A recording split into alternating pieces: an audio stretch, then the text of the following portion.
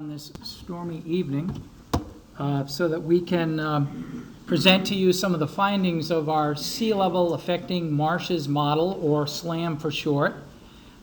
And this project really came out of a pilot project that we did with the Coastal Resources Center and the Nature Conservancy and URI back in 2010 and 2011 in North Kingstown. And that was an assessment of the vulnerability of public and private infrastructure in North Kingstown, as well as looking at the impacts to coastal marshes as a result of sea level rise. And we recognized from that project that we really need to do this assessment statewide. So we were very fortunate, and we were able to get some funding through a Coastal and Oceans Climate Applications grant from NOAA, or the National Oceanic and Atmospheric Administration, and that this is really a collaborative project.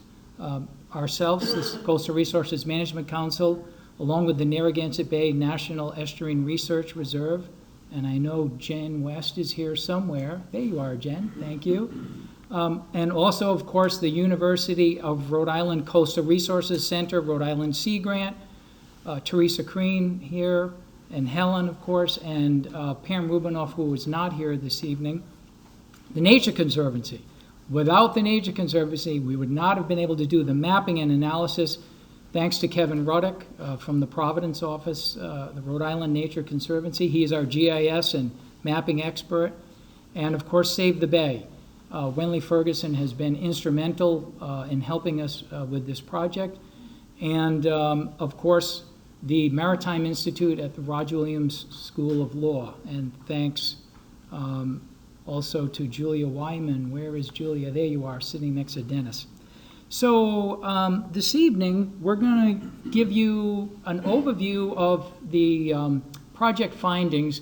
Of course, we don't have enough time to go through all the findings, so we want to really give you a synopsis of what we found out as a result of this project. So we have some interesting presentations tonight. I want to start off this evening essentially just giving you a brief overview of the value of wetlands, followed by Wenley Ferguson, who will really set the stage for what's happening with our coastal wetlands today. What's the status of coastal wetlands today? There are impacts that are being seen today, never mind in the future, as sea level continues to rise. Kevin Ruddock will then talk about the sea level affecting marshes model itself, the data input, the limitations, the output in the maps, and how to use some of that data in the analyses.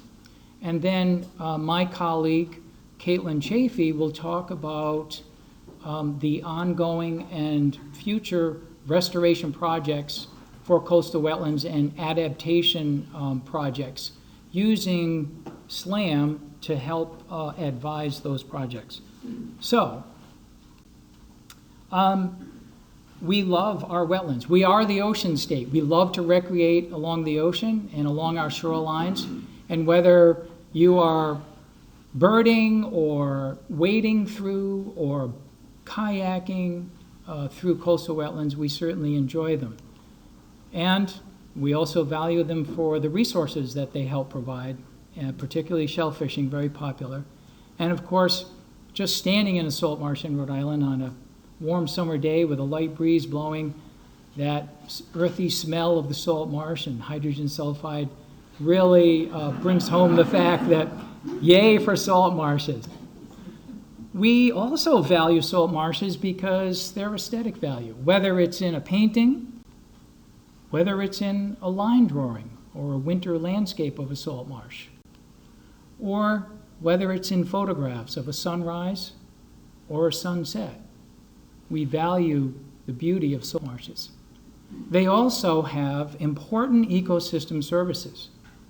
They provide crucial habitat for wildlife species and fish and other invertebrates, etc. And there are some very important numbers in terms of their value. In Rhode Island alone, $81 million just in landings of marine fisheries resources. Many of those species start off their life cycle in the salt marshes. The recreational fishing industry, many of those species forage or are born in our salt marshes. And so that recreational fishery is worth $208 million to the Rhode Island economy. So these are not, okay. There. So quickly, these are two species that are at risk right now. They're losing their habitat today. High marsh is diminishing in Rhode Island and will continue to diminish in the future. And these two species that rely on high marsh for their breeding and foraging ground are at risk, and we may not see them in the coming decades.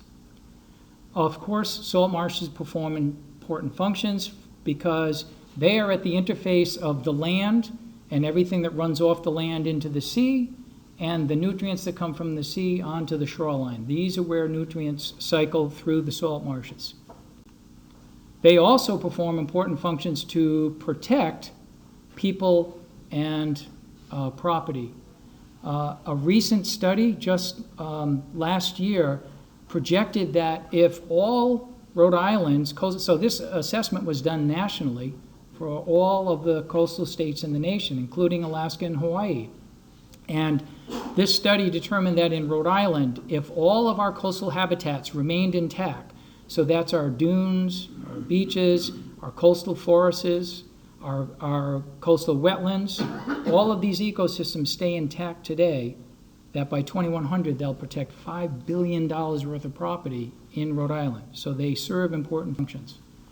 And lastly, as Grover Fugate, our executive director, said, we value salt marshes highly, and Governor Chafee proclaimed that October is Salt Marsh Month. So with that, I would like to bring up Winley Ferguson so that she can give you an assessment of what's happening today on our marshes and what we might expect in the future. I thought every month was Salt Marsh Month. Indeed it is.